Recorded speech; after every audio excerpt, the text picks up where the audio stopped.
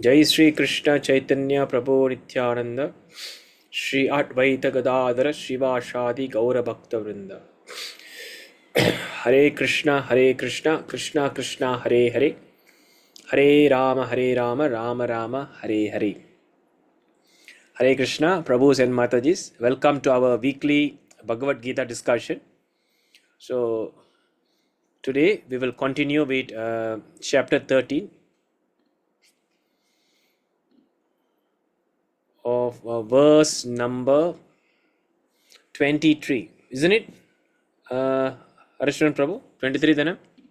23 முடிச்சாச்சு பிரபு 24 4 நினைக்கிறேன் 24 Continue with 24. All right. yes.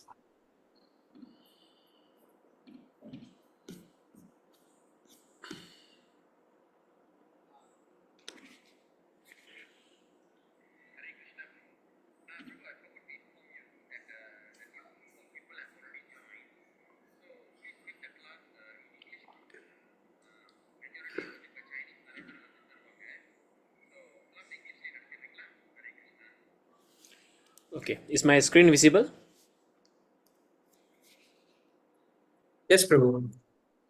Okay, so all right, I have I'm seeing here two new members here. First is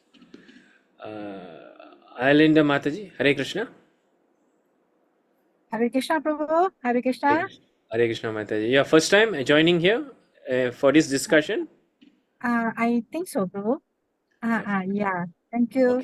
Okay, Mataji. You're from where, Mataji? From KL. You're from SJM KL.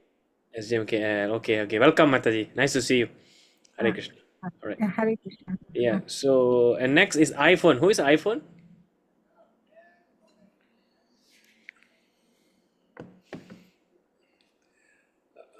Okay. So I think we can begin. So 1324. Huh? Right. Ya evam veti purusham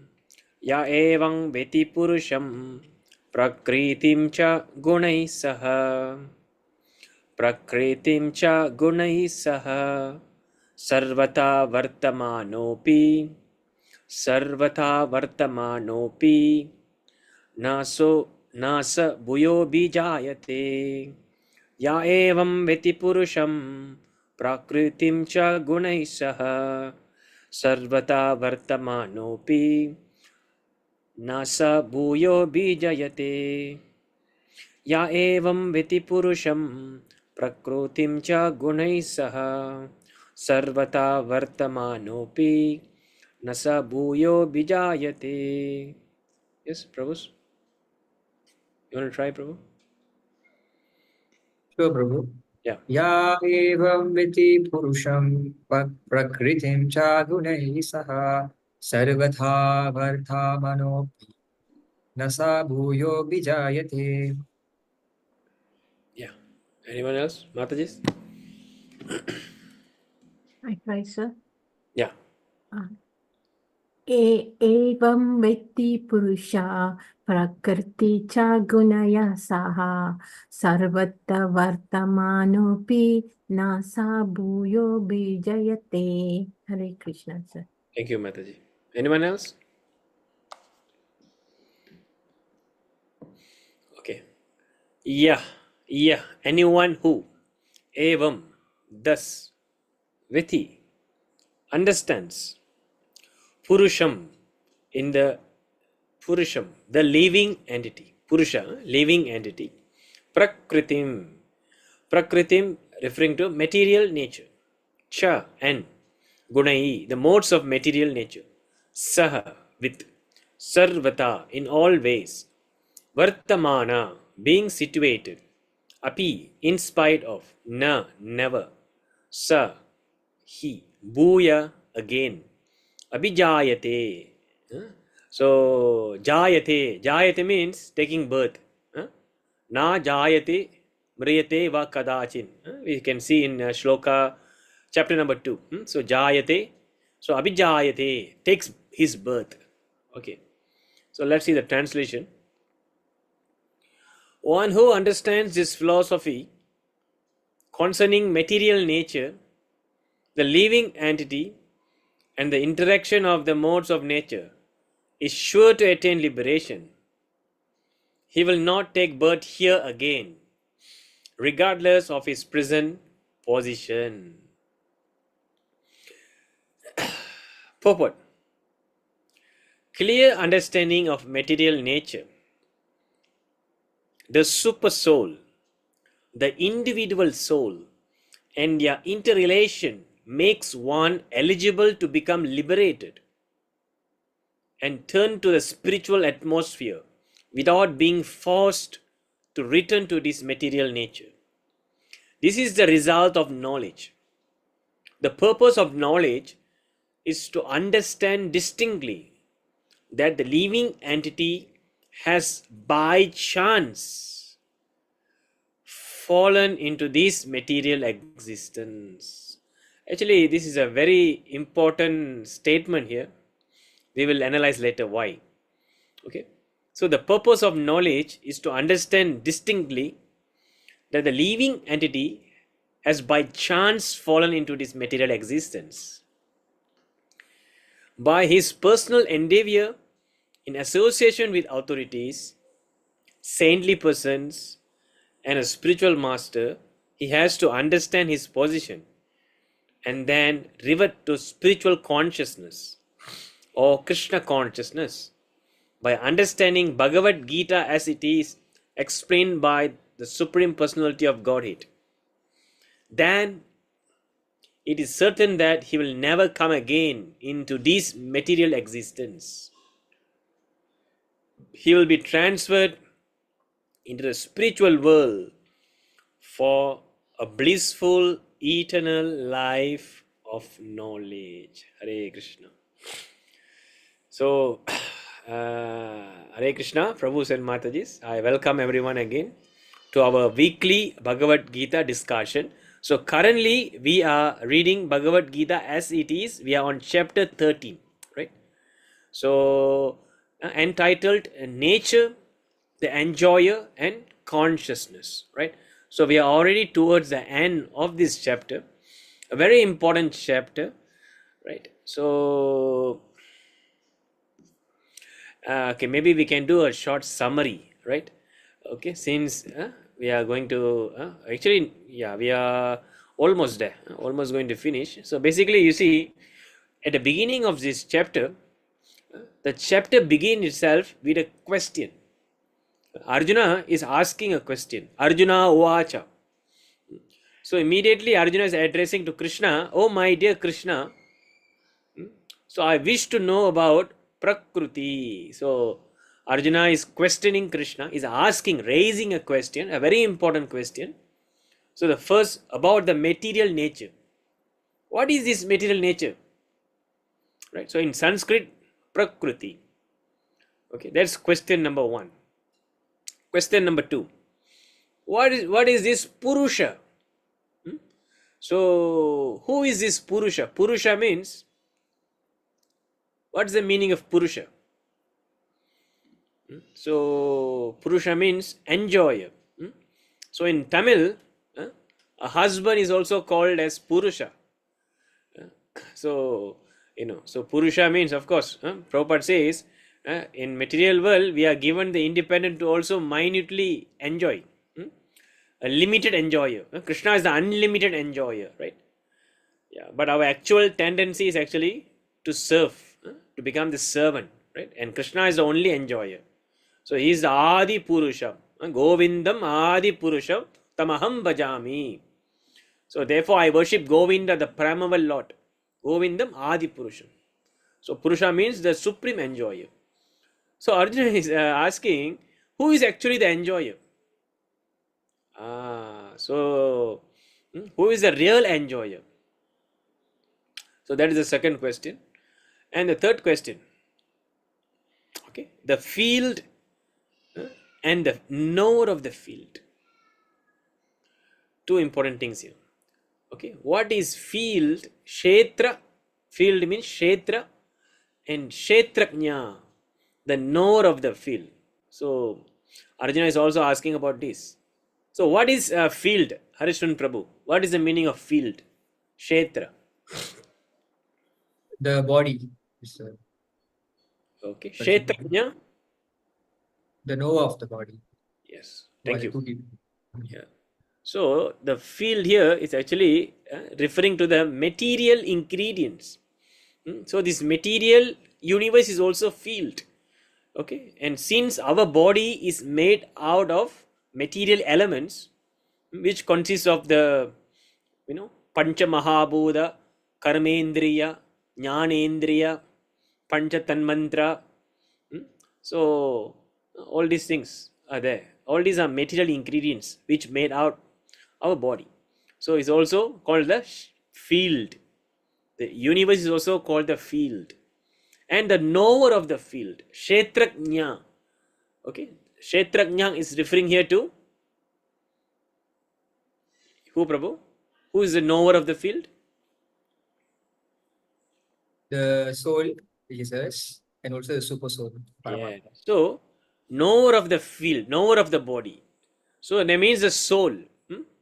Right? We, referring to the living entities. So there are two types of knower. Okay, remember this. One is the soul. Okay, the soul knows its own body. Okay, and there's also another knower. Right? Who is that? Paramatma, super soul. The super soul knows everybody, knows every living entities. Right? So you see, Arjuna is raising a very important question. Oh my dear Krishna, I will wish to know about the material nature, Purusha. I wish to know about who is the enjoyer, and I wish to know about the body and the soul and the super soul. All right. So there are already 1, 2, 3, 4 questions, and another 2. And I would like to know about knowledge. So what is real knowledge? So Arjuna is asking, because nowadays anyone who have a degree or a master's or PhD, we call them knowledgeable, right? But actually, according to Shastra, according to Bhagavad Gita, we don't measure knowledge based on material qualification. Okay, that is not the definition of knowledge. So what is the definition of knowledge? Anyone? We have discussed this. Anyone want to try? What is the definition of knowledge according to Shastra? To know the soul, sir.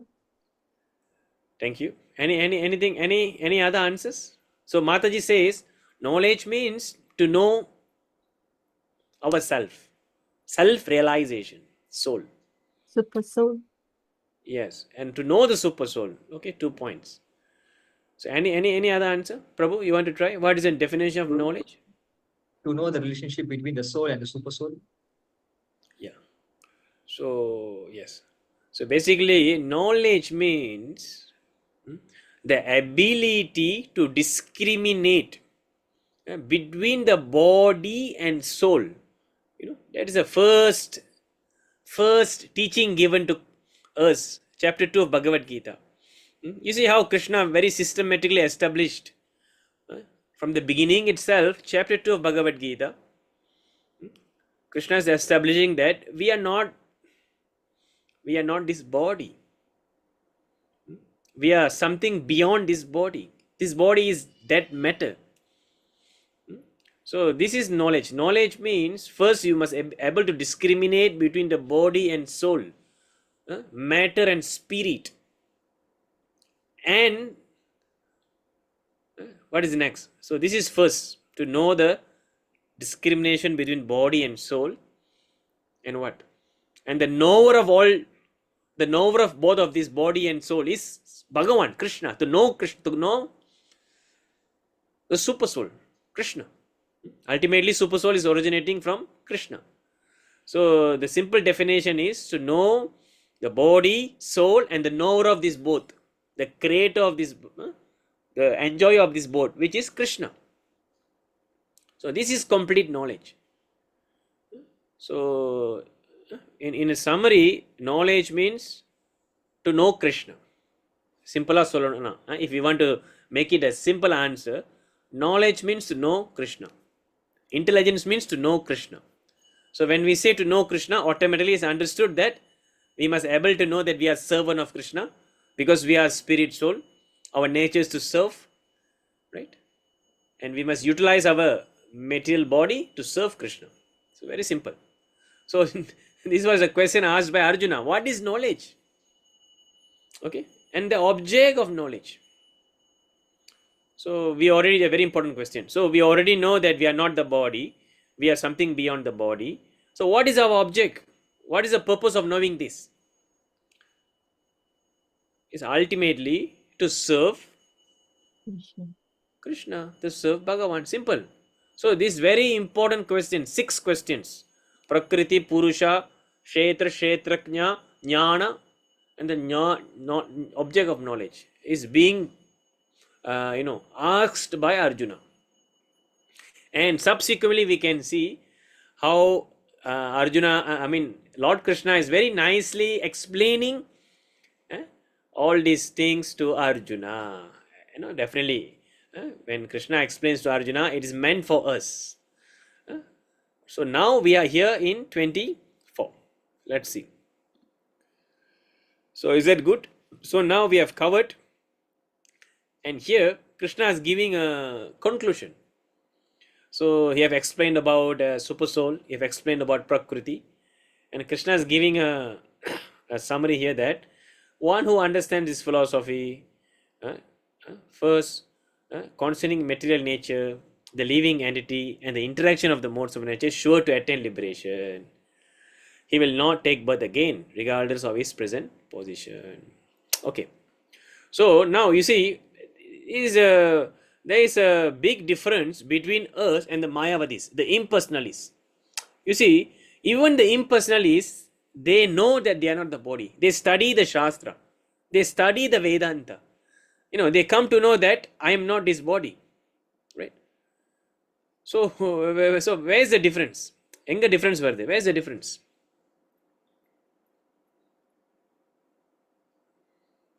What happens after liberation? You see, the impersonalists, they also know about the soul. Okay, Prabhu, agree with me. But what is the difference between them and what we are discussing here? They also know the soul. Okay, good. But are they fit for liberation? The next question is, are they fit for liberation? The impersonalists, they cannot achieve liberation, isn't it? Why? So first of all, can the impersonalists achieve liberation? That's the question. Because they know the body, they know they are different from the body, they know they are soul, they know there's Brahman. So my question is, can they achieve Girish, liberation? Girish, I think can't, Prabhu, because one thing that I have understood is we fall down because we wanted to be the enjoyer. We want to be God. And the Mayavadi philosophy is saying that I am one with God, I am God. So they're not giving up that kind of mind, that kind of ideology. So they will not fit to attain liberation because we Yeah, are the exactly. servant of Krishna. Yes. So there is a difference. So Prabhupada is saying here that you must understand the nature, super soul, individual soul, and the interrelations. So the most important thing is you must understand all these things are actually, we must be relatable to Krishna, Bhagavan. When Bhagavan is missing, you might be expert in Vedanta, you might be expert in the material nature, you know all the atoms. That's why there's Sankhya philosophy. The Sankhya philosophy, they analyze everything. They know all the material ingredients, but they don't accept Bhagavan. So they are also the Jnanis. They read Vedantas, the Mayavadis, yeah, same. But they don't accept God as a person. God has a form. They think that God is formless.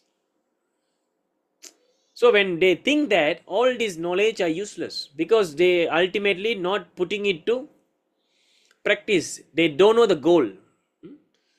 They don't know the goal of knowledge. You see, Arjuna is asking, what is the goal of knowledge? So that is where we differ. That is where the real understanding comes in. Is that clear, Prabhu? So it is one thing to study the soul, to study the material nature, but ultimately you have to understand in relation to Bhagavan, Krishna. Right? Because the Mayavadis, they think that I am God. They think that they can become God.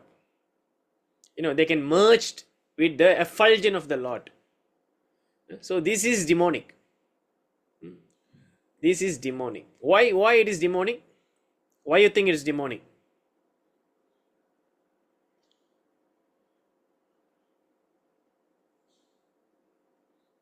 Prabhupada says the Mayavadis are actually demons.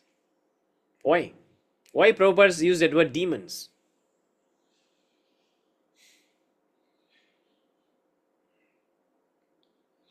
Because they haven't give up the ideology of them, the enjoyer. Very Or I'm simple. the Who is the most famous demon you know? demon, Hiranyakashipu. Exactly. So what is Hiranyakashipu's goal?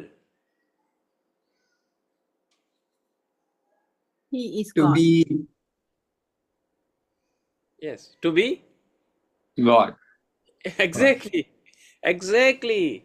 Hiranyakashipu, he wanted to take Become the God. position of God. What is the goal of Kamsa? What is the goal of Kamsa? He wanted to kill Krishna. Kamsa, he wanted to kill God. Right? Kamsa, he wanted to kill God. Hiranyakashipu, he wanted to become God. So Shishupala, he wanted to become God. So Hiranyaksha. So all these, that's why Prabhupada says these impersonalities are demons. If can you relate it? Because why?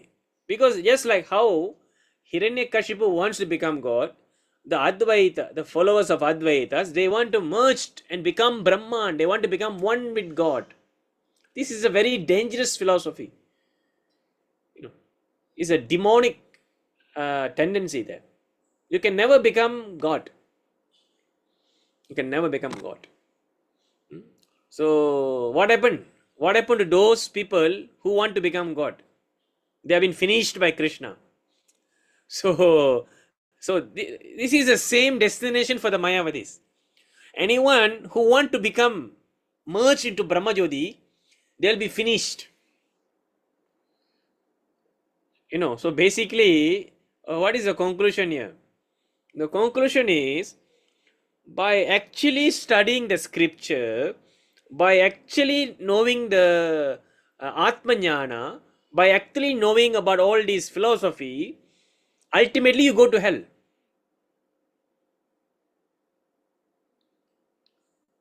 Because you think that you can become God.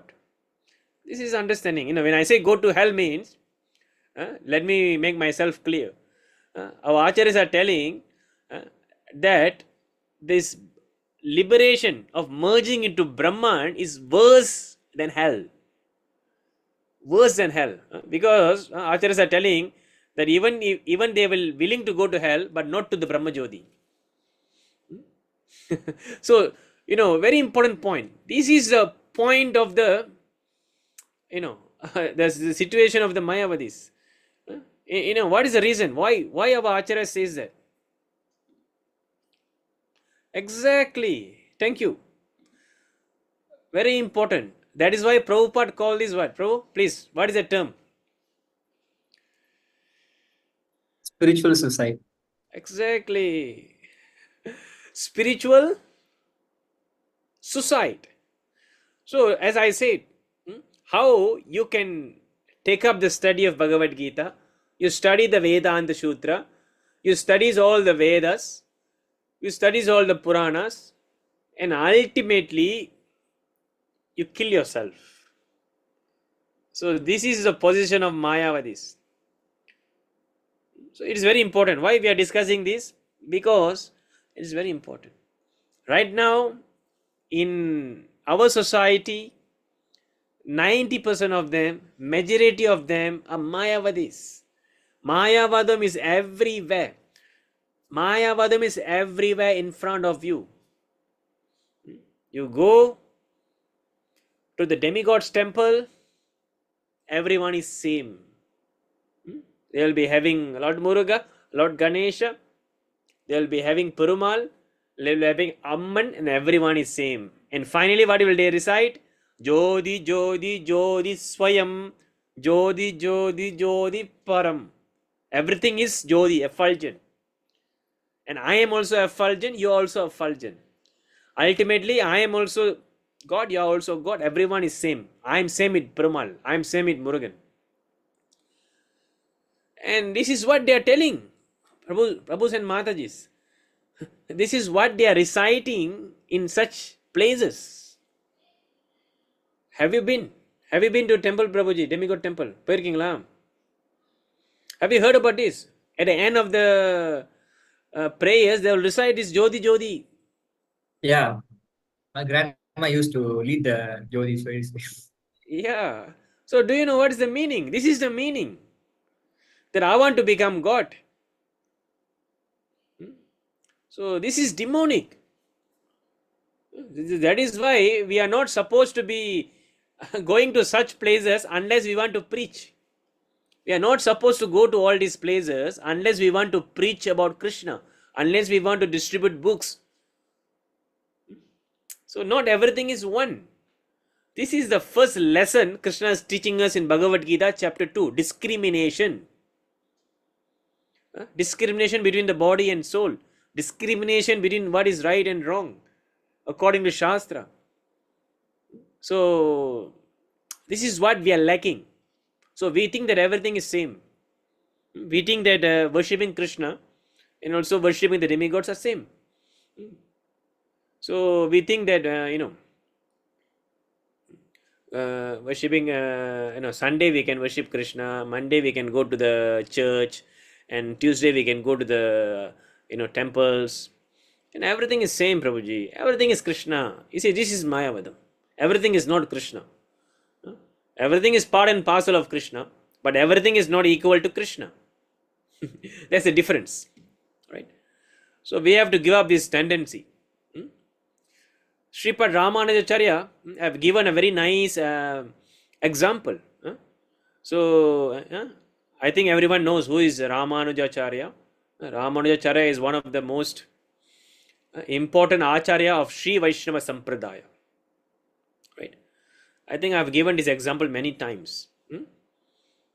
He says that, Ramanujacharya says that, if there is a situation where everything around me is burning in flames, if there is a situation where everything around me is burning in flames, and I have only one option to save my life, which is to enter into a demigod temple and save my life, I will rather die in that fire.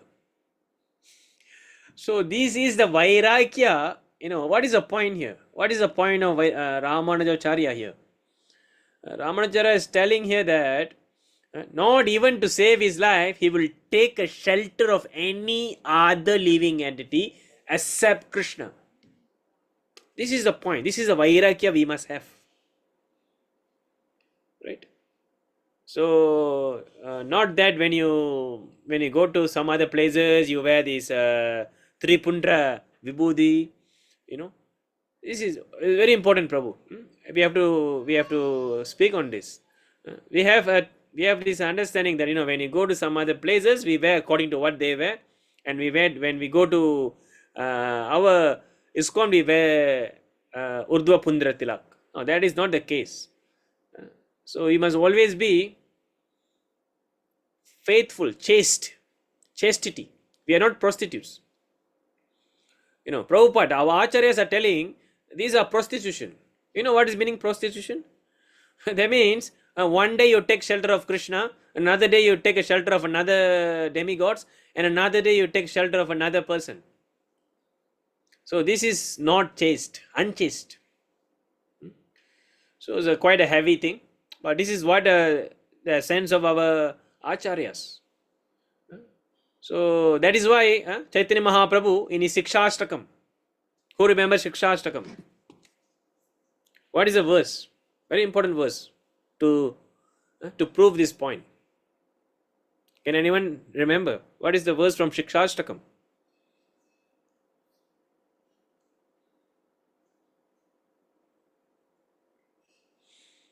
Very important verse. So Mahaprabhu have seen that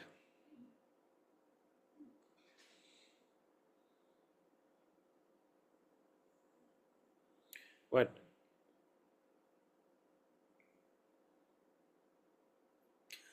Aslisya va padaratam pinashtu mam adarshanam marmahatam karotu va yata tata va viddhato lampato mat prananada susa eva naparaha. The final verse. What is the meaning? I know no one but Krishna as my Lord. I know no one but Krishna as my Lord. And he shall remain so even if he handles me roughly. By his embrace or make me broken heart by not being present before me. He is completely free to do anything and everything, for he is always my worshipable Lord unconditionally.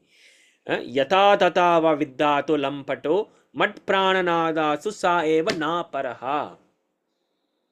This is what Ramanujacharya portrayed. You know, this is not some mumblings that we daily recite after Mangalarati, Shikshashtakam. We have to understand what is the meaning here. You are my only Lord. You are free to do whatever you want to me. So this is the type of Vairagya. This is the Vairagya we must have. Right. So this is the important thing. Okay, Ngala, is it clear, Prabhuji? So, yeah. So what we are speaking about? The impersonalities. So that is where we differ. So that is why Shastra, that is why Prabhupada says they are demons. That is why in Srila Prabhupada Pranama Mantra, at the very beginning of our discussion, I have recited Nirvishesha Shunyavadi Paschatya Desha Tarine. What is the meaning? Anyone? We are daily reciting this before our chanting, before our prayers, but we should really know the meaning. What is the meaning? Nirvishesha Shunyavadi Paschatya Desha Tarine. Yes, Prabhuji, I can't hear you. Yeah. No, Prabhu, I was just reciting again the mantra. Yeah, so what is the recall- meaning? Yeah, what is the meaning? Couldn't recall, Prabhu. Maybe I can Google for a minute. No problem, no need to Google. Very simple. That in the West, Prabhu, they are Sunyavadis. They think Yes. after death, everything is over. Yes, yes. So, Srila Prabhupada, he is the fearless lion who have came here and have taught us on how to smash down this demonic philosophy of nirvishesha, inauspiciousness, the philosophy of inauspiciousness, the demonic philosophy that which says that what?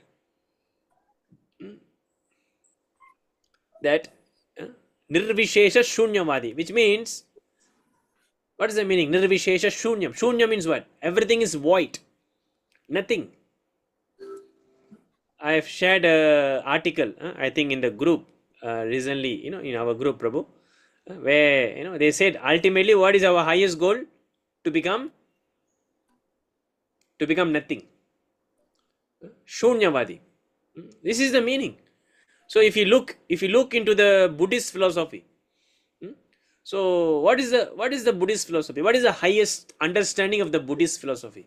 Anyone? Nirvana, state of being desireless. Exactly. Thank you. So what is the meaning of nirvana? What is the meaning of state of being desireless? Anyone?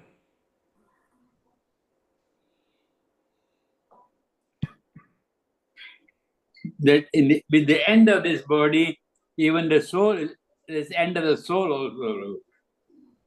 Yes, you see, basically, Lord Buddha, his philosophy is ultimately you give up everything, give up your desire, give up your material desire, okay, all the pleasure, even the pleasure or suffering, everything he is giving up. He said, give up, and you must come to a state of nothingness, the state of nothingness, void of any desire.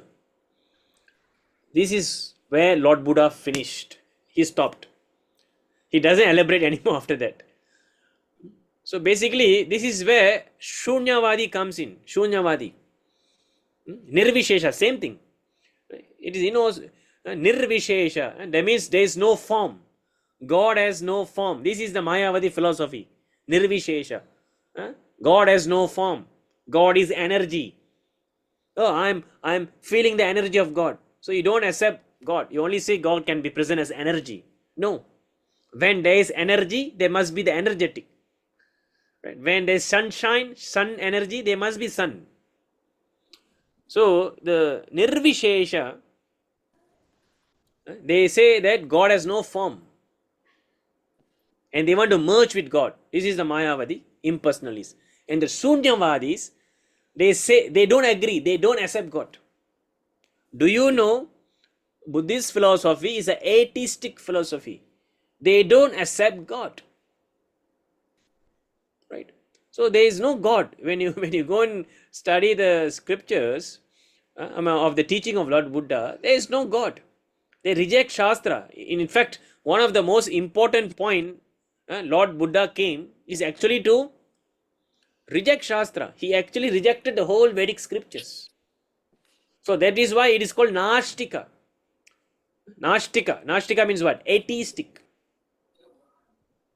So any philosophy which rejects the instruction of Vedic scripture, it is Nastika. Nastika means what? Na asti. Asti means there is. Na asti, there is no God. So who is God? Krishna is God. So when anyone who rejected this Vedic scripture, they don't agree there is Krishna. So therefore they are Nastika. Right? So we must understand this philosophy. So that is why Prabhupada, you see, in our pranama mantra, Prabhupada, we are reciting daily. Prabhupada is telling, he is smashing down this ignorance, this misunderstanding of Nirvishesha. Remember this always. Nirvishesha means what? Impersonalism. I want to become God. God has no form. This is Nirvishesha. Shunyavadi. Nothing. There is no God. I want to become nothing. Like Prabhu said, this is only one life. Enjoy la. Apalagi. YOLO. You only live once. You only live once. YOLO. So all these are demonic philosophy. So all these Nirvishesha and Shunyavadi are the backbone of the Western philosophy.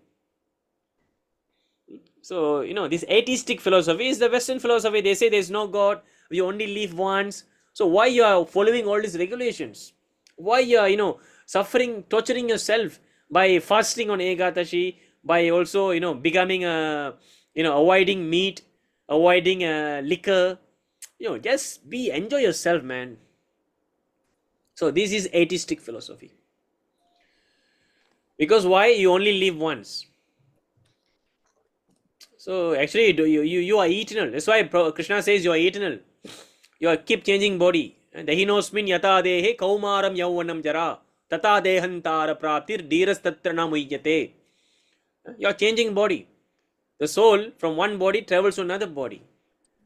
So therefore, whatever you are doing in this lifetime, you have to pay for it. Is that clear? So Srila Prabhupada is coming here. He's like a fearless lion, is roaring and smashing down, shattering down this philosophy of monism, atheism, this nirvana philosophy is shattering down it. Clear? You must remember this always by heart. Whenever you recite this pranama mantra, These must be in your heart. This mood must be in your heart. Not that for the sake of reciting, for the sake of formality you recite. You must recite with realization. That is why you see, whenever Srila Prabhupada in his purport, he will establish personalism. He's established Bhagavan as a form. He will smash down the Mayavada. And what we are doing, we accept everything is one. Prabhuji, everything is one, no problem. Right? This is our problem. And another important, Nirvishesha Shunyavadi Paschatya Deshatarini. Very important verse. What is Paschatya Deshatarini? Paschatya, Western, the Western country. Paschatya Desha. Paschatya means West. Desha means country. So, Prabhupada is actually the savior. He is actually liberating all the Mlechas. Because Mlechas means what? All of us are actually, we are all under ignorance. We are all affected and influenced by this Nirvishesha and Shunyavadi. So therefore Prabhupada is actually, clearing off this ignorance from us, especially which is spreading hard in the Western country, which is the hub of atheism, the headquarters, the HQ of atheism, the HQ of demons. The HQ of demons. So Prabhupada is establishing his base there. Amazing. Srila Prabhupada, if he want, he can establish his base in Vrindavan, Mayapur, and he can just continue preaching to the Indians. But what he did, he went to the base of the demons. When I say demons means not that they have these two horn and all. Demons means the one who doesn't follow Shastra. They are demons.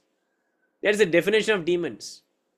The one who are against Shastra, who don't accept Atma, who don't accept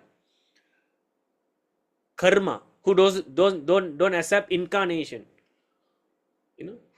Who thinks that there is only one life. So Prabhupada went there and established and destroyed the philosophy. He established the truth, Krishna consciousness.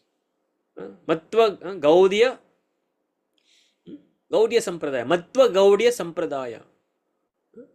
So this is Prabhupada. This is our Sampradaya. So, but what's happening right now? All of us are being influenced by the Western. Whatever the Westerners do, whatever the white people do, so we take it. We take it as what? As superior, isn't it? So that's not a case.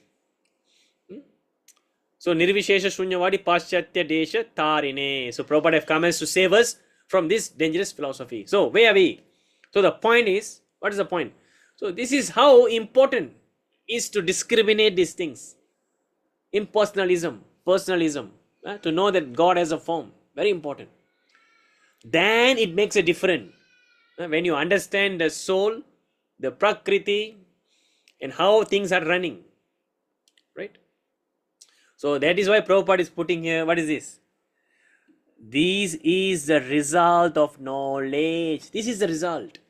So when you understand these things, so what is that? One is eligible to become liberated and turn to the spiritual atmosphere without being forced to return to the material nature. Yeah. Okay. So another important point here. Okay. Please read this, Prabhu. The one I highlighted. The purpose of knowledge is to understand distinctly that the living entity has by chance fallen into the material existence. Yeah. So why it is important? Because there is a misunderstanding that what? The living entity actually doesn't fall from Vaikuntha. Okay, let me repeat myself. They are different understanding, actually a divided understanding that even among our devotees, that the Atma doesn't fall from Vaikuntha. So whoever we are right now in this material world, We are not falling, we have not fallen from Vaikuntha. We have not fallen from Vaikuntha. We are actually just being here. So that is the wrong understanding. Prabhupada have clearly put here in this purport that why? We have by chance fallen. What is the meaning here by chance? That means, of course, when we return to spiritual world, there is no chance of falling down. That is correct. When we go back to Godhead, there's no way we can come down. Right? There's no way we can come down. That is correct. But there is one thing called free will. Krishna, he always doesn't touch your free will, your minute independence.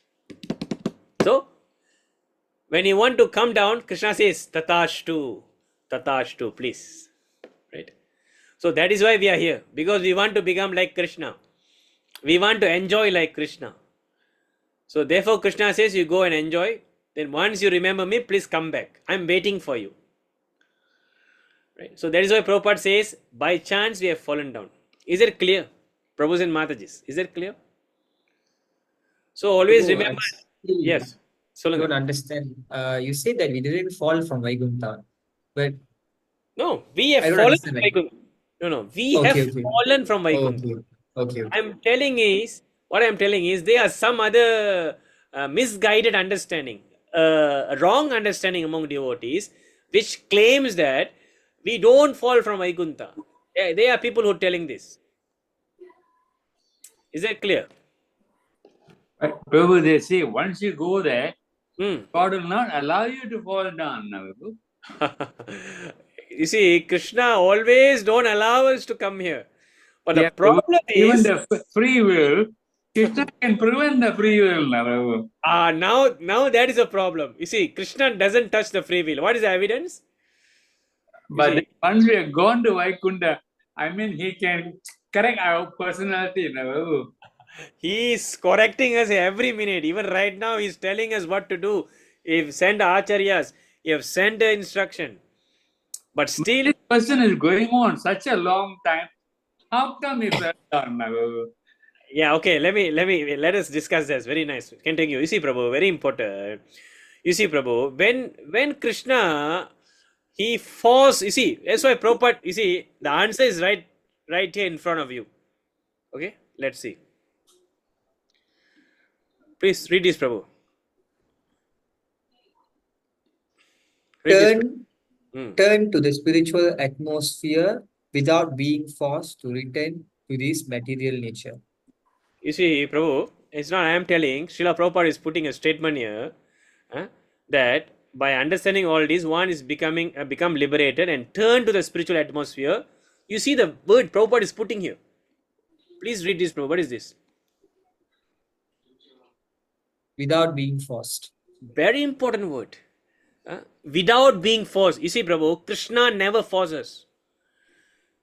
Krishna never forces. So when we want to go to the spiritual world, Krishna won't force us. We must come by own will and Krishna will carry. Krishna will come.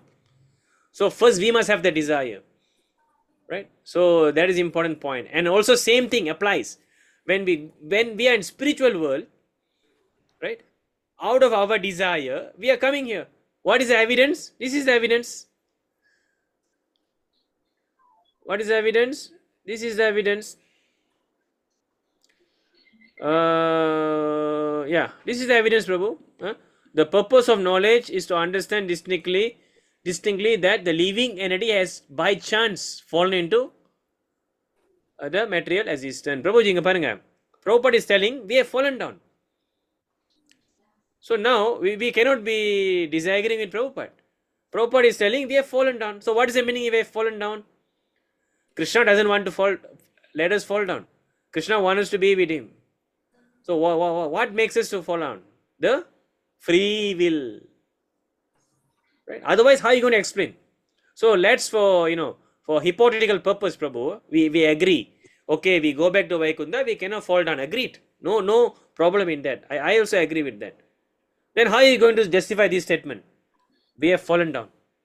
So the point is 99.999% we cannot fall down.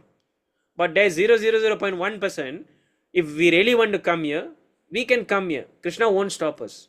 In this way, that's why he is called Bhagavan. Because God always gives us free will. Otherwise, he cannot become a God. Because this is not Abrahamic religion, where if you don't follow me, you go to hell forever. No. So this is Krishna. Krishna is merciful. So this is the verdict of Prabhupada from this purport, and we can see very clearly these things. And let me show you another example of how Krishna doesn't touch our free will. I can show you evidence from Bhagavad Gita itself. So if you look into chapter 18,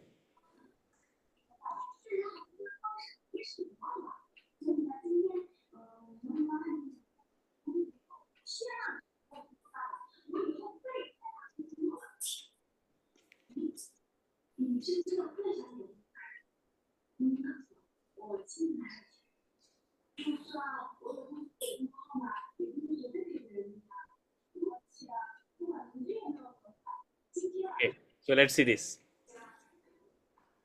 Iti te jnanam akyatam guhyataram maya vimrishaitat asheshena yata ichchasi tata kuru. Okay, so Prabhu, can you read for me, Harishwan Prabhu?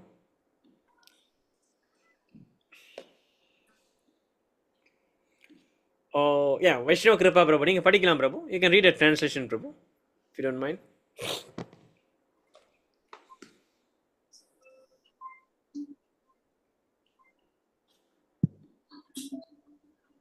You asking me or Harsharan Prabhu, bro? Yeah, can. Harishwan Prabhu, you have them? Okay. Yes, Prabhu, I'm here. Okay, please read. Sorry, I had a phone call. Okay. Sorry, Prabhu. Okay. Thus, I have explained to you knowledge still more confidential. Deliberate on this fully and then do what you wish to do. Yeah. What is the important word here? Krishna explained to Arjuna all the knowledge. Iti te jnanam akyatam guhyataram maya. All the supreme knowledge, all the confidential guhya, everything I have given to you, Arjuna. Right? So if you see, Krishna is, who is Krishna? Krishna is Bhagavan. Krishna is God. If God wants, what he can say here? Arjuna, I have spoken to you, now you carry out this. You have to do this. You must do this. But did Krishna say so? No. You see the final verse. Yata ichchasi tata kuru. As what you wish, you do. Yata ichcha. Ichcha means your wish. So this is the prime example of Krishna never touches your free will. Because the moment Krishna forces you, there is no meaning for love. Love means must come naturally, out of your own will. Right? So otherwise it is called forceful, force. Then it is not bhakti. So when we are sitting in spiritual world, our love must be natural and spontaneous. The moment we have a feeling to be separated from Krishna, Krishna says, okay, you go and come. Yeah. Because this is Krishna. So that is why in spiritual world we don't fall down, because we are fully Krishna consciousness and there's no chance for us to fall down. But still, that's why Prabhupada said by chance. That's why Prabhupada used the word by chance. By chance we can fall down. So what is the pramana? Srila Prabhupada's purport we have read just now is a pramana, evidence, and this shloka is evidence. So is it okay, Prabhu? I mean, we can discuss. What do you think, Prabhu? Is it Prabhu, all over the WhatsApp, so for so many years, Prabhu, they ask, then when will they fall down? That Prabhupada also, I don't know. God knows. No. You When see, did he fall down? They say, nobody knows. Only Lord Krishna can answer that. no, Prabhu. You see, the answer is very simple. You see, the soul is eternal. Okay, according to Bhagavad Gita chapter 2, soul is eternal. So when we say eternal, You see, when we say eternal, you cannot tell that this is the beginning. Otherwise, there's no meaning for the word eternal. Is it clear? Correct. Yeah, so that is why we cannot say where we fall down, because we are eternal, and of course, when we say eternal, our origin is with Krishna. At some point we have fallen down. That's why Prabhupada said by chance we have fallen down. The point is very simple. We have fallen down. So now let's go back. Avladhan. Simple as that. So is whether after go back we can come back or what? Actually not a big issue. But what Krishna says is, I won't touch your freedom. This is Bhagavan. Right? This is Krishna. So Ar-Rahim. So there is in Arabic, one of the nature of God is Ar-Rahim. What is the meaning of Ar-Rahim? Ar-Rahim means most merciful. Right? So Krishna is Ar-Rahim. So this is the understanding. Okay. Is it clear? Right. Prabhu, even this one, Prabhu, you say, God will keep on pushing you down and down for people like this. They say Krishna is very merciful. Then why does he, when when you are in the mode of ignorance, you go down? And then Krishna says, I'll make you still go lower down to be born in the wombs of very ignorant people. Then they say, no, this is a chance given by Krishna to improve yourself. Very few answers, the only examples are Kamsa and Hiranyakasipu, Ravana. But then, how many? He says, God kills you, he can go to Vaikunta. How many can God kill, Prabhu? How many others can get that opportunity to be killed by Krishna? No, very simple. So your question, Prabhu, you're asking that, why God is putting us in for ignorance people, for sinful people. No, Prabhu, it's purposely stated that Krishna is all merciful. They also say, in that case, you must not say Krishna is all merciful. Then they say Krishna gives you a chance to be killed by him. How many answers do you have? How many examples do you have, Prabhu? No, very simple. You see, Krishna, this is a factual statement. Krishna is merciful. That is factual. So how to explain this? Let me explain. So from what I understand from your question, okay, let me get clear first your question. So you are asking that if Krishna is merciful, and why he's making the ignorance to suffer, why he's making the ignorance to take a degraded body. Isn't it your question? Oh, remember me at all. Yeah, is that your question? They say it's down, put down there so that he can never think about me at all. Then they say, there is also a question asked, my question, Babu, in the Bhagavad Gita itself. They say, then they should not call Krishna as all merciful. He say, no, if you get killed by him, you will go to Vaikunta. How many chances do you have, Babu? Okay, no, that's why. Let me explain, Prabhu. Let me explain. Very simple. You see, whatever it is, okay, Krishna is merciful. That is the fact. So now the problem is we don't understand the meaning of merciful. That is our problem. So we are trying to understand the meaning of mercy, the definition of mercy, as per according to our limited, conditioned capacity in this material world, that we are thinking merciful means that you must elevate the person only mercy. No. So that is why I said, first of all, we must define what is mercy. Okay, Prabhuji. So let us define first, according to Shastra, what is the meaning mercy. So this must be very clear.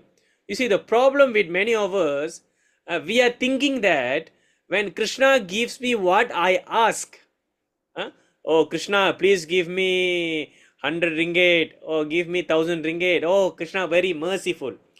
Oh Krishna, please give me a son, a children, a kid. Oh, Krishna is very merciful. If Krishna never give, oh, Krishna is not merciful. If Krishna puts us in Danger, oh, Krishna is not merciful. If Krishna makes us suffer from a disease, oh, Krishna is not merciful. No, no, no. That's not how it works. Okay? So Krishna doesn't matter in whatever situations, he is always trying to help us. Okay. So you see, we can see from the example. Let me give you example, then I explain to you. You see, like from the example of Srila Prabhupada, Leela Amrita, at the very beginning, Srila Prabhupada got no money. He was wearing old, rotten clothes. He was suffering. He was having 2 heart attacks. You see, he was having 2 heart attacks. His god brothers was against him. And that time his business was down. He took sannyasi. His son, he's a lot of problem, family issues, and also in the spiritual mat, in the Gaudiya mat, the god brothers are also not helping him, and he got no money. He wanted to print books. All these things are in Lilamrita. So now, what does Prabhupada write? During this situation in the Jaladuta, Prabhupada is writing, Krishna, you are so merciful. Oh Krishna, you take me wherever you want. I am yours. You see, Acharyas, they knows what's the meaning mercy. This is mercy. That's why when the verse we read just now from Shikshashtakam, whether you are putting me down, or whether you are embracing me hard, or whatever you are doing me, you are still my merciful Lord. Right? So we cannot understand the meaning of mercy from our bodily understanding. It's not that when we are having bodily suffering, it's not merciful. No, doesn't work that way. Right? So whatever Krishna does is actually for our benefit. The point is, we don't understand why. So you see, like in Prabhupada's case, what happened? He undergo 2 heart attacks. He undergo a lot of problems, and at the end, he's the richest person in the world. He established 108 temples. He was traveling by Rolls Royce, but he dedicated everything to Krishna. He's detached, right? So it is everything. There is a reason. So when similarly, when there's a living entity is taking a degraded body, actually Krishna is being merciful. You know why? So that actually the living entity will subsequently take a human body. Otherwise, they don't go through the cycle. And subsequently, when the living entity are put into suffering, they will think of God. If human being, what is the prayers of Queen Kunti in Srimad Bhagavatam? Kunti Maharani is praying, Krishna, please don't give me happiness. Please don't give me happiness. Please always give me suffering, so that I can always think of you. You know why? When you give me some material happiness, I will forget you. So this is Queen Kunti. So, and our Acharya Bhaktivinoda Thakur is telling, even you can make me to born as a worm. Even you can make me to born as a worm in the stool in a Vaishnava's house. I am very happy. So you see how our acharyas are understanding. The point is, whatever Krishna want to do, let Krishna do. This is Krishna's mercy. This is bhakti. So we must understand, full faith, full mercy means this is a mercy. We are fully dependent on Krishna. So it doesn't matter whatever he do, because ultimately Krishna, he will bring us. That is why when you get a lower body, when you get a animal body, subsequently you will get a human body. You will get to come to know about Krishna. So subsequently Krishna is giving you a chance. That is the definition of mercy. You see, do you know what's the meaning of not merciful? When you do something wrong, they go and punish you eternally in hell. There's a philosophy. There's a philosophy where when we don't accept the particular scripture, or when we don't agree, we are going to be eternally put in a hell. So that is the meaning not merciful. But what Krishna is doing, if you accept me, you will come back to me. If you don't accept me, okay, somehow you will take a body and somehow you worship some demigods and subsequently you come to me. Or somehow you take an animal body and subsequently you get a human body and somehow you can come to me. Even if you go to hell and subsequently after your punishment period finish, you will get a body and ultimately you can get a human body and you can come back to me. You see, Krishna is merciful, giving so many opportunities, so many bodies, so many things Krishna is offering. So this is the meaning of mercy. So the problem is we are understanding mercy in our limited capacity, and just because we are suffering right now, we are thinking, oh, Krishna is not merciful. But we have forgotten that whatever we are suffering is also due to our own karma. So Krishna already warned us, but we are not following. So we have to suffer for that. But ultimately, Krishna is reducing so much of the burden.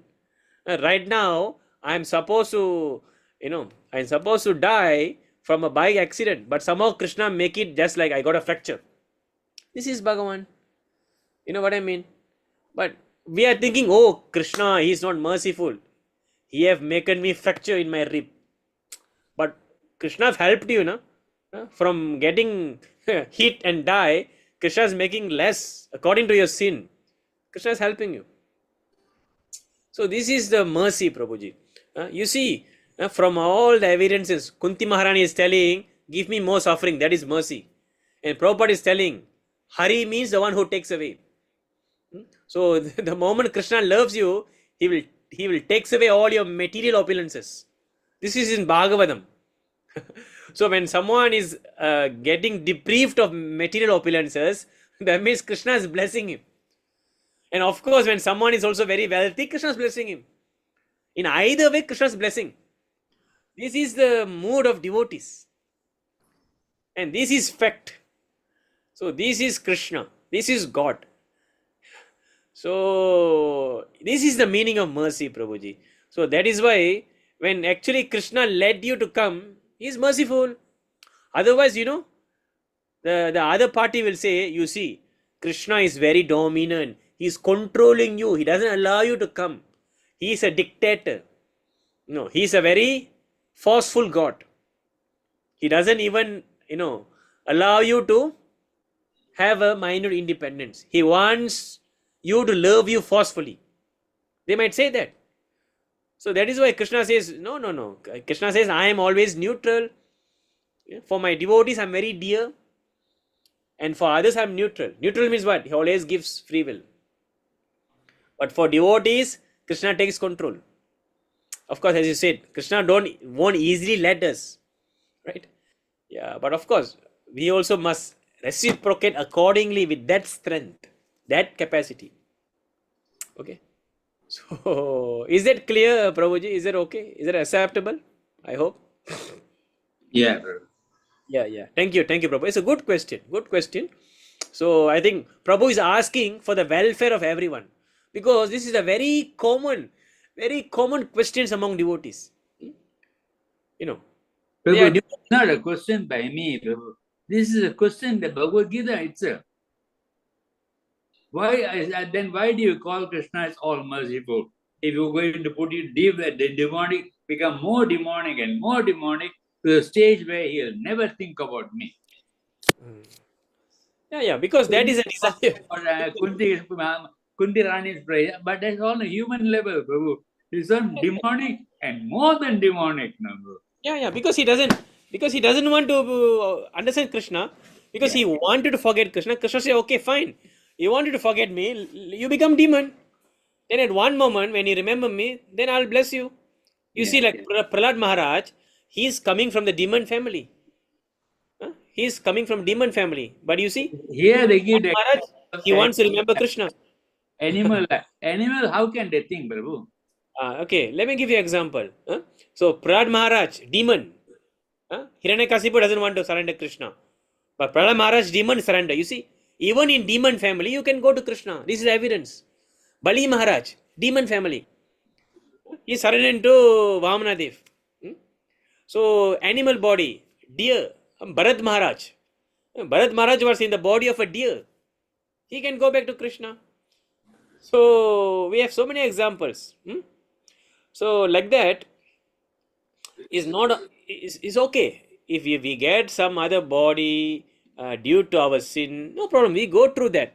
But we must not forget Krishna. The prime example is Bharat Maharaj. You know, he remembered Krishna even in the form of deer. Jatayu. Jatayu is a big eagle. Big, Jatayu. So Jatayu, he fights for Ram. So you see, animals are there. Garuda, Jatayu. So like that. The Krishna's cows, animal. So no, I'm just telling that, of course, when when some soul is getting a very degraded body, that means what is the understanding we must understand? What is the things? That soul must have done so many, things which are against Shastra. So now he's paying for it. This is the nature. Because Krishna already warned you. If you don't follow, you have to pay the complication, Prabhu. You cannot be telling, oh, you're not merciful. You do all the problem, then you're blaming Krishna is not merciful. That is not fair. We don't expect someone from the heaven to come and die for our sin, to get crucified and die for our sin, and by simply accepting that, our sins are nullified. No, that is not the philosophy. You know what I mean? We have to pay for our sin unless we surrender unto Krishna. It's not that there are also philosophy where someone else is getting the punishment for our sin. The prime example is Jesus Christ. So they say that when you accept Christianity, Jesus will take your sin. You continue to do sin, but Jesus will suffer. What is the logic? So that is why I said we have to pay for our sin. So this is the thing. Then Krishna will give you another chance. So yeah, that is the point, Prabhuji. Okay. So that is why by his personal endeavor, you see, Prabhu, again and again, Srila Prabhupada is answering your question. Please read this, Arishan Prabhu. This one, please. By his personal endeavor in association with authorities, Host. saintly person, and Yeah. spiritual. What is this? Sorry. Personal, what is this? Personal? Personal endeavor. Makes sense? Makes sense, right? So, personal endeavor means we must have the endeavor. Krishna has want us to reciprocate. Krishna doesn't force us. This is the point. Okay? So, continue, Prabhu. By his personal endeavor. By his personal endeavor in association with authorities, saintly persons, and a spiritual master, he has to understand his position and then revert to spiritual consciousness or Krishna consciousness by understanding Bhagavad Gita as it is explained by the personality of Godhead. Yeah, so very important. To understand Bhagavad Gita, what is the most important thing?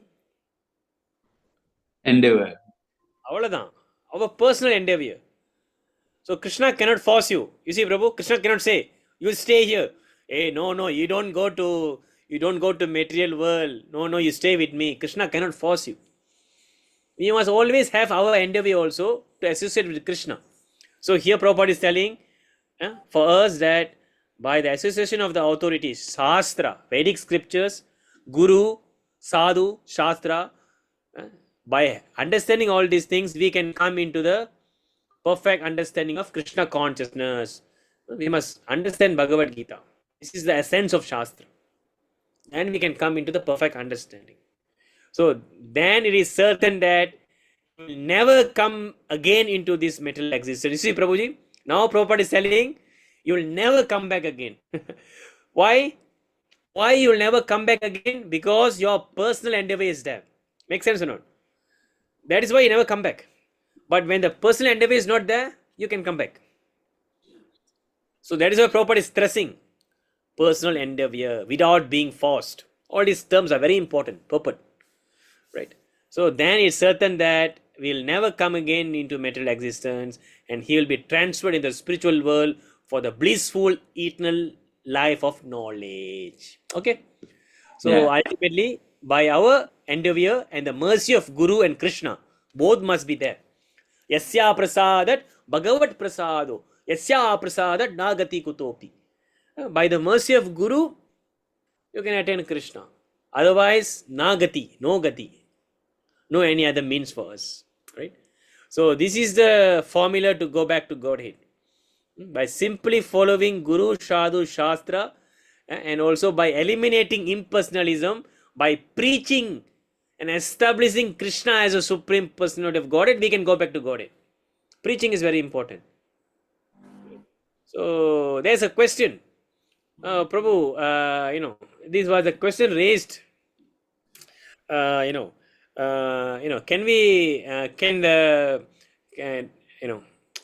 the Buddhists go back to Krishna Loka? Can the Buddhists go back to Vaikuntha? There's a question raised because somewhere they said.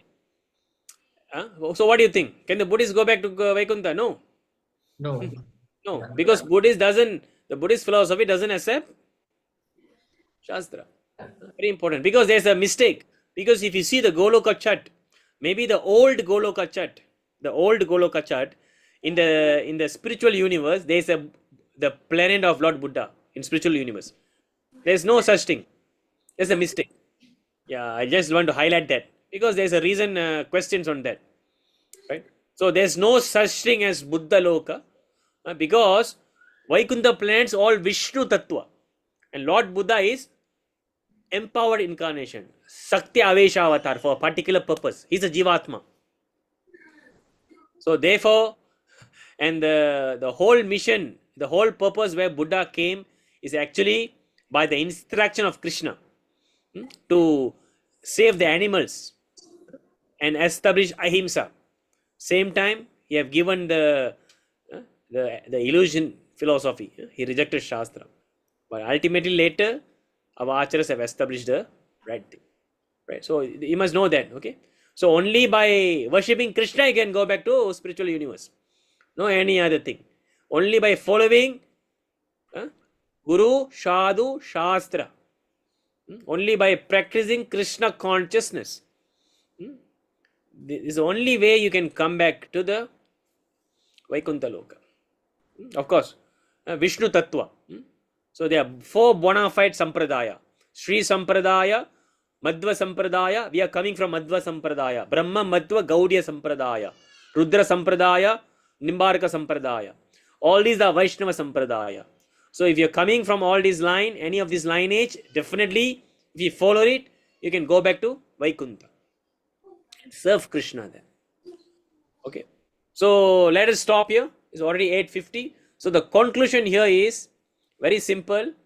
You must understand the philosophy of material nature, who you are, who is a super soul, and how we are connected to Bhagavan in order to attain liberation. So when you can do this perfectly and practice Krishna consciousness without any confusion, without any speculation, without any influence of Mayavadam, then definitely you can go back to Krishna. This is assured. Okay. So Hare Krishna. Is there any questions?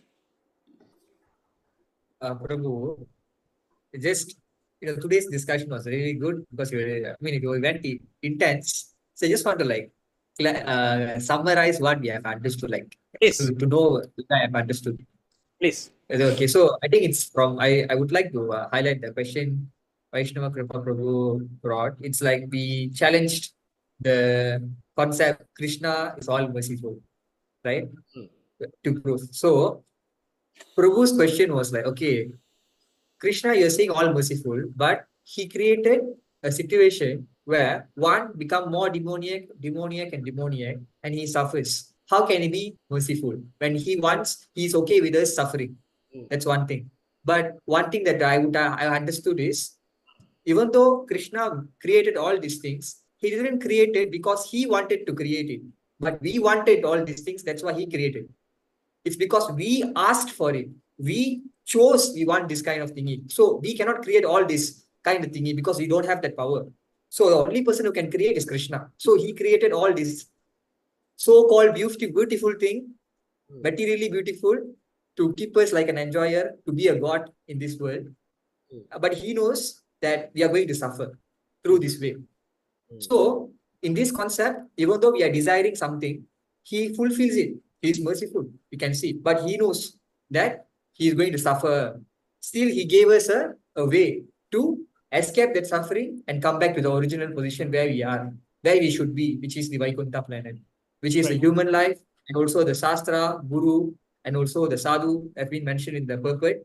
So, am I right to understand it this way, Prabhu? Yes, perfect. Yeah. You're Okay. correct. So basically, very simple. Whatever Krishna do is for our benefit.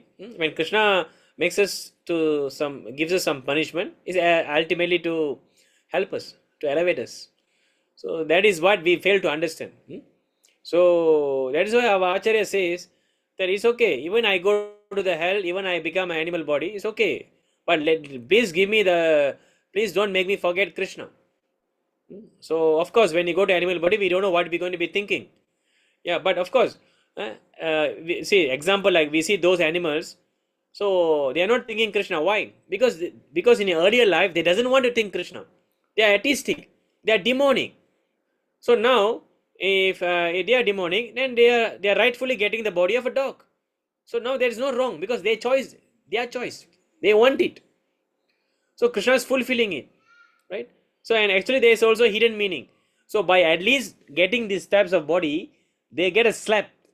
Maya give them a slap, and they will realize, okay, now I get to back my real business. So this is where they are given a chance in a human body. They can think. This is where they are given a chance to read Bhagavad Gita. So, but they are not using these chances. They still want to enjoy. They still want to continue meat eating. They still want to sense gratification. So ultimately, you cannot blame God because you yourself are doing, not following the instruction. So when then you get the complication, you are telling that, oh, you are not merciful. So it doesn't make sense. It's not pointed. Just like I did a crime. I go and rob a bank. So after I got caught and being sentenced prison, you this undang not merciful, you judge not merciful, you king are not merciful. King என்ன சொல்றான், பரவாயில்லடா நீ ஜெயிலுக்கு போப்பா, ஜெயிலுக்கு போனாச்சும் நீ கொஞ்சம் திருந்துவ, உன்னுடைய கர்மங்கள் குறையும், அப்ப நீ எங்கட அப்படி அவங்ககிட்ட போலாம். This is the purpose of punishment. Punishment are meant to make the person realize. Punishment are meant so that the person can understand God. So that is why you can see even there are demons who are devotees of Krishna, animals who are devotees of Krishna because they have understood. Gajendra is elephant. Right? Gajendra is elephant. Kaliya is also a snake. They all surrender to Krishna. So like that. So this is the point. So it doesn't matter whatever body you are, whether you are suffering or not. Ultimately, we must have full faith, like Mahaprabhu says. Whether you are torturing me or putting me up and down, you are still my dear Lord. In the faith irunchina, namba vande, we can be strong. Krishna will always be with us. In Varaha Purana, there is also a nice verse. Krishna says, even if the devotee forget me, I won't forget him. And I will make him to remember me. It is there. Varaha Purana.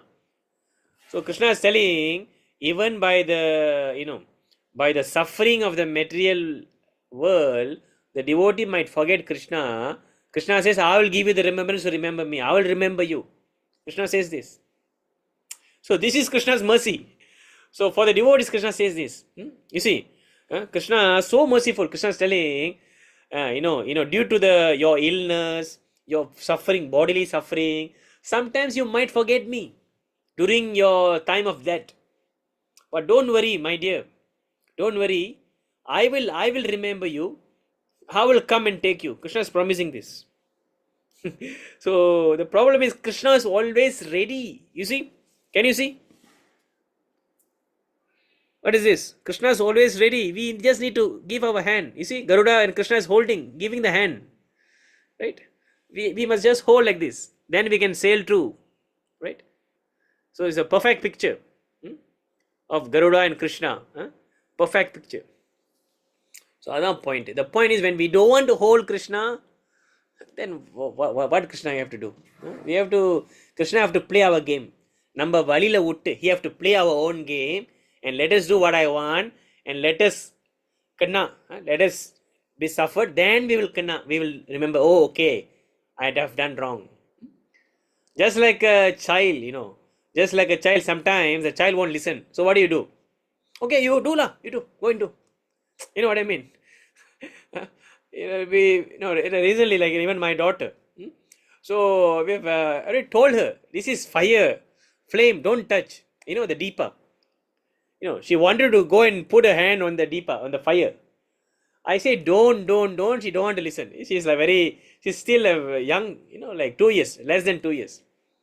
So what happened one day, she without our supervision, she go excited, see the deepa, she go and jumped and touched the flame. What happened? Her whole palm got burnt, first degree burn, all blisters, right? Then after that, what happened? After that, she knows, okay, after that I shall not touch flame. Whenever she see deepa, she will be 1 meter away and taking. So this is how Krishna trains us. So when Krishna tell us, we don't listen. So let you kanna, then you know. So this is also one example we can understand, right? அது என்ன சொல்லுவாங்க, சொல்லி திருந்தலாம் இல்லை பெற்று திருந்தலாம், எப்படி சொல்றது தமிழ்ல இருக்கிற வார்த்தை. ஸோ அந்த மாதிரி ஒரு கதை தான் நம்மளுடைய கதை. Okay, so any other questions? Prabhu, I want to understand the meaning of the three pundra, the Saivites, they added the patta, right? Like what does the 3 line means? I want to understand like what actually it means. Yeah. Okay, very simple. Alright, so our tilak is Urdhva Pundra. Urdhva means upward. Urdhva means upward. So Urdhva Pundra, Vaishnava tilak is called Urdhva Pundra. So this one is represent lotus feet, and this represent Tulasi. So we are always putting the lotus feet of Krishna on our head, on our body, 12 markings. Om Keshavaya Namah, Narayana Namah, Madhavaya Namah, Govindaya Namah, Om Vishnave Namah, so Om Madhusudanaya Namah.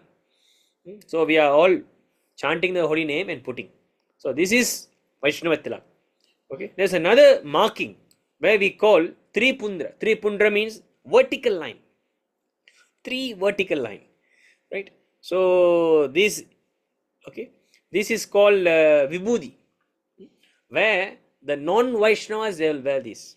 Okay, so very, very simple.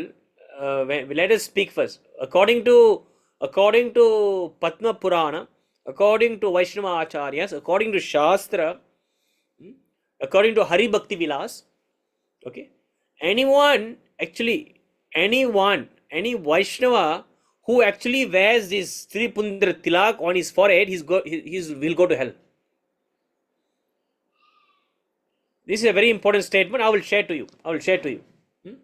So it is stated very clearly that any Vaishnava who actually wears this Sri Pundra, he will go to hell. It's the greatest offense, it seems. Okay, so it's a very strict injunction on. That's why Vaishnavas, we don't simply put Tirunuru over here and Tilak over here. We have seen so many devotees in the name of, I don't know what we call that. So they think that it is okay to put Tilak and to put Vibhuti or whatever on your forehead.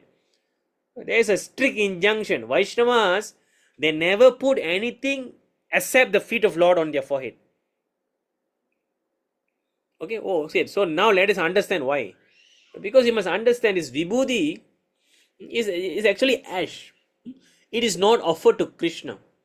So why you are going to put something which is ash not offered to Krishna on your forehead?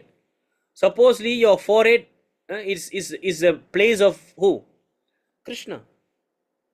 Sri Vashta. Sri Vashta means what? Where if you see like you see Srinivas. So if you see what is this in the heart of Lord Vishnu, there is where Srinivas. What is the meaning Srinivas? Srinivas means where Mahalakshmi will reside. Sri means Mahalakshmi, goddess of fortune. She will reside. So like that, our forehead is exclusively meant for Krishna's lotus feet, Krishna Pada. So what we are doing, we are going to put anything, whatever things on other than Krishna's feet on our forehead, it is offense. Especially Vaishnavas. It is stated that any Vaishnava who put this is actually there's an injunction. I am not exaggerating. I said to you that he will go to hell. So that is why we must be very careful. And also we got no business with this vibhuti, because it is not a prasadam of Bhagavan. It is not offered to Bhagavan. Because this Gopi Tilak is Gopi Chandan. This is what Krishna asks us to do. Krishna loves Gopi Chandan. So we can use this. This is lotus feet. So of course, what does it represent? You see, this ash is represent. Of course, the meaning is Brahma, Vishnu, Shiva. The 3 lines. The meaning is Brahma, Vishnu, Shiva. Okay. So that is why, our forehead is only for Vishnu. Our forehead is only for Vishnu, only for Krishna. So we don't put in Lord Shiva, Lord Brahma also together with Vishnu and thinking all of them are one. You know what is the meaning of this? All of them are one. This is Mayavada understanding. So can you imagine, you are wearing Kantimala, you are initiated under Gaudiya Sampradaya, you are reciting Nirvishesha Shunyavadi, and you are putting the 3 Pundra Chilak. What is this? You know what I mean or not? This is like, that is why Shastra says, of course, I have done it. All of us have done it in the name of, maybe we feel like we don't want to disrespect the demigods. But actually it's not disrespect. Actually it is pleasing Krishna, because the demigods will love us, will like us and bless us, because we are following Shastra. We are following the instruction of Krishna. We are devoted toward Krishna. So in this way, this is the real respect we show, because we know what is the position of them. We know what is the position of Krishna. Right? So this is the meaning. Brahma, Vishnu, Shiva, Ash. Okay. So we only put Krishna. All right. And of course, there's another meaning that, that ultimately everything will become ash. Ultimately, our body is ash. This is the meaning. Right. So all these things are there. Right. Right. So is it clear, Prabhuji? Is that clear? Yes, Prabhu, I understand. So, Prabhu, this was the last thing you mentioned, like you'll become ash. So it's more of like the body, whatever that we have is like non-permanent. So is it preaching like the concept of detachment? Can I say it that way? No, not detachment. The philosophy behind this is that, this material, this body is temporary. The soul is eternal. That's the meaning. Because ash, ultimately your body is temporary. That's the meaning. Right? But of course, we don't do this. It's not, nowadays people, they don't wear even 3 Puntra Tilak. What they do? They wear like this. Tikik. So there's no such thing as tikik. Is either you put Urdhva Pundra Vaishnava Tilak, or you put proper 3 Pundra Tilak. Even there is Vishnu there. No problem. If their Sampradaya is actually Mayavada Sampradaya, Smarta Sampradaya, they are putting that, okay. But you don't go and follow them. This is the problem. Okay. There's a different, their philosophy is different. We have spoken this many times. Right. So there's no such thing as, this, we have seen many times when devotees go to Taipusam, Murugan festival, Taipusam or any demigod temple, what they will do? They'll go and put tikik, nonsense. Okay. So I have done that, and I have been corrected by my god brother. I have done that, I have been proudly wearing this tilak and proudly, putting that. I got nicely smashed and been corrected. This is how we learn. So now we are learning. I am sharing. See, this is Krishna consciousness. We must always willing to be corrected. So the problem is we don't want to be corrected. We have so much of ego. Then we never learn. Right? So, and of course, many devotees, they don't know this. Prabhuji, whatever you're asking right now, you can see even the leaders, even the top managements, they are used to do that. They will do this. So you must not imitate. You must know what is right thing and what is wrong thing. Okay. So that is why it's very important for us to read Bhagavad Gita very scrutinizingly to understand the mood of our acharyas correctly. Because Shastra is the center. Whatever the sadhus, whatever the spiritual leaders, whatever everyone is telling, devotees are telling, we must be justified with Shastra. Otherwise, we cannot accept blindly. This is the point. Shastra is the center. Okay? So don't accept things blindly. This is the also another point we have to understand. Okay? So after this, just have a principle. If you surrender to Krishna, where Urdvat Pundatila. There's no mixing, match and mixing. I'm repeating Shastra. Sorry if I offended anyone, but I'm not here to offend anyone. I'm here to share the truth, share the fact, so that we can practice Krishna consciousness perfectly.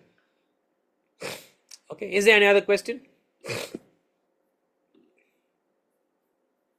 Okay, so thank you for the very good questions, so everyone can learn, right? I hope today's session have benefited everyone, right? So looking forward for next week discussion, right? So please pre-study whatever we are going to discuss next week. Please pre-study it, prepare, ask some question, engage in the discussion. Don't feel very shy, don't feel shy, don't feel embarrassed or what. We are here to learn, we are here to study about Bhagavad Gita. We are here to improve our Krishna consciousness, improve our sadhana. We are here to check and balance together. You are always free to correct me, and I am always free to share to you. This is the nature of devotee. So in this way we can help each other and progress. This is the understanding. Okay. So thank you very much, Prabhus and Matajis. Vancha kalpatarobhyascha kripa sindhubhya evacha patitanang pavenebhyo vaishnavebhyo namo namaha. Hare Krishna. Grantra Srimad Bhagavad Gita ki jai. Thank you, Prabhu. Hare Thank you, Krishna. sir. Hare Krishna.